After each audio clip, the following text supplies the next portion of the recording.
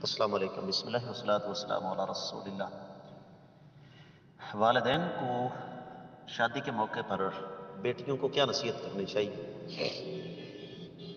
نہ تو بیٹیوں کو یہ کہیں کہ وہاں پر جا کر سب کے سر چڑھ کے رہنا، اور نہ یہ نصیحت کریں کہ تم پر ظلم و ستم کے پہاڑ ٹوٹ جائیں، فریاد نہ کرنا۔ درمیان والا راستہ بہترین ہے۔ لیکن اس سے پہلے بیٹیوں کو نصیحت کرنے سے پہلے اپنے آپ کو نصیحت کریں کہ بیٹیوں کے لیے رشتہ وہ دیکھیں جو سب سے پہلے اللہ تعالیٰ سے ڈرنے والا ہو، دیندار ہو، کیونکہ جس کے پاس دین نہیں اس کے پاس کچھ بھی نہیں۔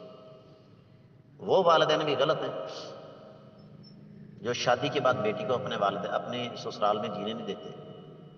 میرے اپنے جاننے والے ہیں، ان کی بیٹی کے سال میں سے 10 مہینے میکے میں گزرتے ہیں۔ یہ بھی طریقہ غلط ہے، اور یہ بھی طریقہ غلط ہے کہ بیٹی پر وہاں جو مردی ظلم و ستم ہو وہ فریاد نہ کر سکے۔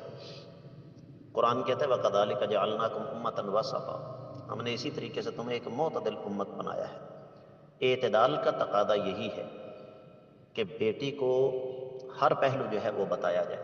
اگر اس کے ساتھ وہاں جانوروں والا، حیوانوں والا سلوک ہو رہا ہے تو یہ نہیں کہ بیٹا ٹھیک ہے برداشت کرو، صبر کرو، اب یہاں سے اگر تمہیں طلاق لے دی تو پھر کہاں شادی کریں گے وغیرہ وغیرہ۔ یہ دونوں رویے غلط ہیں، درمیان والا راستہ بہتر ہے۔